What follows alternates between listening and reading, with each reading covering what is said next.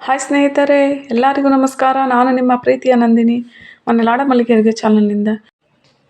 Chicken ಕೆಂಪು gravy ಮಾಡ್ಕೊಳ್ಳೋದು ಹೇಗಂತೇಳಿ ನೋಡ್ಕೊಳ್ಳೋಣ. ಹೇಗಿದ್ದೀರಾ ಸ್ನೇಹಿತರೆ?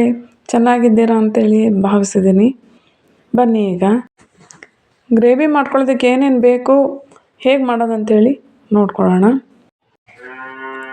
ಈಗ ರುಬ್ಕೊಳ್ಳುವಂತಹ ಏನೇನು ಇಂಗ್ರೀಡಿಯೆಂಟ್ಸ್ ಅಂತೇಳಿ ನೋಡ್ಕೊಳ್ಳೋಣ. ಬೆಳ್ಳುಳ್ಳಿ, ಶುಂಠಿ, ಈರುಳ್ಳಿ, ಟೊಮೊಟೊ, ಆಮೇಲೆ ಚಕ್ಕೆ ಲವಂಗದ ಪೌಡರ್, ಧನಿಯಾ ಹಾಗೂ 1 ಗಂಟೆ ಕಾಲ ಮೆಣಸಿನ್ಕಾಯಿನ ನೆನೆಹಾಕಿದ್ದೀನಿ ನಾನು, ಅದನ್ನು ತೊಗೊಳ್ಳೋಣ. ಇಲ್ಲಿ ಒಗ್ಗರಣೆಗೆ ಈರುಳ್ಳಿ, ಟೊಮೊಟೊ, ಹಸಿರು ಮೆಣಸಿನ್ಕಾಯಿ ತೊಗೊಳ್ಳೋಣ. ಇಲ್ಲಿ ಕೊತ್ತಂಬರಿ ಸೊಪ್ಪು, ಪುದೀನ ಹಾಗೂ ಸೋಂಪು ಕಾಳನ್ನು ತೊಗೊಂಡಿದ್ದೀನಿ ಇದು ಒಗ್ಗರಣೆಗೆ.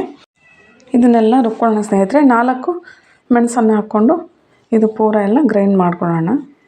ಮಿಕ್ಸಿ ಜಾರ್ಗೆ ಹಾಕಿಬಿಟ್ಟು ಸ್ವಲ್ಪ ನೀರು ಹಾಕ್ಕೊಂಡು ಗ್ರೈಂಡ್ ಮಾಡಿಕೊಂಡು ಅದನ್ನು ಪಕ್ಕದಲ್ಲಿ ಇಟ್ಕೊಳ್ಳೋಣ. ಈಗ ಸ್ಟವ್ ಆನ್ ಮಾಡಿಕೊಂಡು ಒಂದು ಪ್ಯಾನ್ ಇಟ್ಕೊಂಡು ಸ್ವಲ್ಪ ಎಣ್ಣೆ ಹಾಕ್ಕೊಂಡು ಅದಕ್ಕೆ 1 ಚಮಚ ತುಪ್ಪನ ಹಾಕ್ಕೊಳ್ಳೋಣ.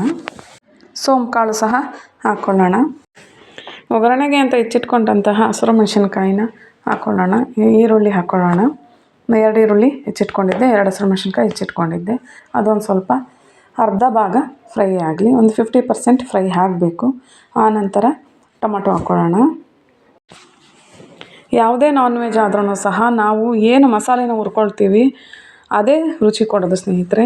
ಹಾಗಾಗಿ ನಾವು ಮಸಾಲೆನ ಕಂದು ಬಣ್ಣ ಬರೋವರೆಗೂ ಹುರ್ಕೊಳ್ಬೇಕು. ಅದು ಒಂದು ರೀತಿ ತುಂಬ ಘಮ ಕೊಡುತ್ತೆ. ಆ ಘಮ ಬರಬೇಕು, ಬಂದ್ರೇ ಎಲ್ಲ ರುಚಿ ಆಗೋದು. ಈಗ ಟೊಮೊಟೊ ಹಾಕಿದ್ವಿ, ಟೊಮೊಟೊನೂ ಸಹ ಬಾಡಬೇಕು. ಈಗ ಬಾಡಿದೆ. ಈಗ ನಾನು ಕೊತ್ತಂಬರಿ ಸೊಪ್ಪು, ಪುದೀನ ಏನು ಹೆಚ್ಚಿಟ್ಕೊಂಡಿದ್ನೋ ಅದನ್ನು ಹಾಕ್ಕೊಂಡು ಬಾಡಿಸ್ಕೊಳ್ತಾ ಇದ್ದೀನಿ. ಸ್ವಲ್ಪ ಎತ್ತಿಟ್ಕೊಂಡಿದ್ದೀನಿ ಲಾಸ್ಟ್ಗೆ ಹಾಕೋದಕ್ಕೆ ಅಂತೇಳಿ, ಸ್ವಲ್ಪ ಎತ್ತಿಟ್ಕೊಂಡಿದ್ದೀನಿ. ಎಲ್ಲ ಆದಮೇಲೆ ಗ್ರೇವಿಗೆ ಅದನ್ನು ಹಾಕಿದರೆ ಅದ್ರ ಪರಿಮಳನೂ ಇನ್ನೂ ಹೆಚ್ಚಾಗುತ್ತೆ.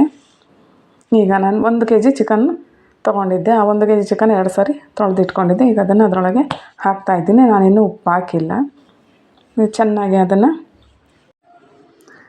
ಈ ಒಂದು ಮಸಾಲೆಯಲ್ಲಿ ಅದು ಚಿಕನ್ ಏನಿದೆ ಅದು ಬಾಡಬೇಕು. ಚೆನ್ನಾಗಿ ಬಾಡ್ಬಿಟ್ಟು ಆ ಘಮನ ಅದರೊಳಗೆ ಬಿಡ್ಕೊಳ್ಬೇಕು. ಈಗ 1 ಚಮಚ ನಾನು ಅರಿಶಿಣನ ಅದರಲ್ಲಿ ಹಾಕ್ಕೊಂಡಿದ್ದೀನಿ.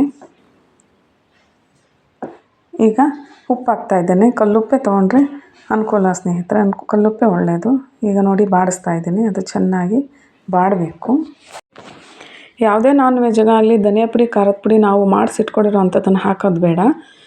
ಹೊಸದಾಗಿ ನಾವು ಹಸಿರು ಮೆಣಸಿನ್ಕಾಯಿನೇ ಆಗಿರ್ಬೋದು, ಒಣಮೆಣಸಿನ್ಕಾಯಿನೇ ಆಗಿರ್ಬೋದು, ಧನಿಯಾನೇ ಆಗಿರ್ಬೋದು, ಹೊಸದಾಗಿ ಹುರ್ಕೊಂಡು ಹಾಕಿದ್ರೇ ಅದರ ಟೇಸ್ಟು ಚೆಂದ ಬರುತ್ತೆ. ಈಗ ನೋಡಿ ನಾನೇನು ಇದನ್ನು ರುಬ್ಕೊಂಡಿದ್ದೆ ಆ ಒಂದು ಖಾರವನ್ನು ಇದಕ್ಕೆ ಹಾಕ್ತಾಯಿದ್ದೇನೆ. ನಾನು ಈ ಖಾರದಲ್ಲಿ ಚೆನ್ನಾಗಿ ಅದು ಒಂದು ಸ್ವಲ್ಪ ಮಿಕ್ಸ್ ಆಗಬೇಕು. ಓಪನ್ನಲ್ಲೇ ಇದು ಅರ್ಧ ಬೇಯಬೇಕು. ಈಗ ನೋಡಿ ನಾನೇನು ಖಾರ ರುಬ್ಬಿ ಇಟ್ಕೊಂಡಿದ್ನೋ ಅದರಲ್ಲಿ ಒಂದು ಸ್ವಲ್ಪ ತೊಳೆದಿಟ್ಕೊಂಡು ಅದರಲ್ಲಿ ಸ್ವಲ್ಪ ನೀರನ್ನು ನಾನು ಹಾಕ್ತಾಯಿದ್ದೇನೆ. ಅರ್ಧ ಭಾಗ ಈ ರೀತಿಯೇ ಬೇಯಬೇಕು. ಹಾಗಾಗಿ ನಾವು ಅರ್ಧ ಭಾಗ ಮುಚ್ಚಳ ಮುಚ್ಚಿ ಬೇಯಿಸ್ತಾ ಇಲ್ಲ. ತುಂಬ ರುಚಿಯಾಗಿರುತ್ತೆ ಸ್ನೇಹಿತರೆ.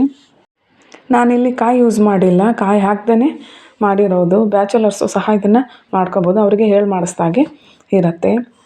ಹೆಣ್ಮಕ್ಳೇ ಆಗಿರ್ಬೋದು, ಗಂಡು ಮಕ್ಕಳೇ ಆಗಿರ್ಬೋದು. ಇದು 1 ಟೈಮ್ಗೆ ಎಲ್ಲ ಮಾಡ್ಕೊಳ್ಳೋದು ತುಂಬ ಚೆನ್ನಾಗಿರುತ್ತೆ. ಈಗ ನಿಂಬೆಹಣ್ಣ ನಾನು ಹಿಂಡ್ತಾಯಿದ್ದೀನಿ.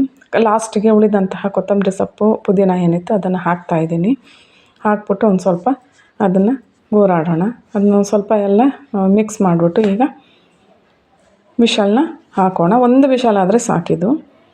ಹಾಗಾಗಿ ಇದು ಫಾರಮ್ ಅಲ್ಲ, ಬಾಯ್ಲರ್ ಆಗಿರೋದ್ರಿಂದ 1 ವಿಷಲ್ ಸಾಕು. ಫಾರಮ್ ಆದರೆ 2-3 ವಿಷಲ್ ಬೇಕಾಗತ್ತೆ.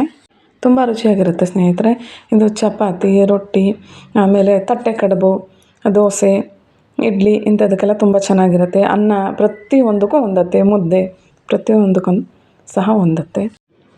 ಮಾಡ್ಕೊಳ್ಳಿ ಸ್ನೇಹಿತರೆ, ನೀವು ತಿನ್ನಿ, ಮನೆಯವ್ರಿಗೂ ಕೊಡಿ, ಮನೆಯವ್ರಿಗೂ ತಿನ್ನಿಸಿ. ತುಂಬ ರುಚಿಯಾಗಿರುತ್ತೆ. ಈ ಒಂದು ವಿಡಿಯೋ ನೋಡಿದ್ದಕ್ಕಾಗಿ ಧನ್ಯವಾದಗಳು ಸ್ನೇಹಿತರೆ. ಹಾಗೂ ಯಾರೆಲ್ಲ ಸಬ್ಸ್ಕ್ರೈಬ್ ಆಗಿದ್ದೀರಾ ಅವ್ರಿಗೂ ಧನ್ಯವಾದಗಳು. ದಯವಿಟ್ಟು ಸಬ್ಸ್ಕ್ರೈಬ್ ಆಗಿ, ಈ ವಿಡಿಯೋನ ಕಮೆಂಟ್ ಮಾಡಿ ಹಾಗೂ ಶೇರ್ ಮಾಡಿ ಸ್ನೇಹಿತರೆ. ಧನ್ಯವಾದಗಳು.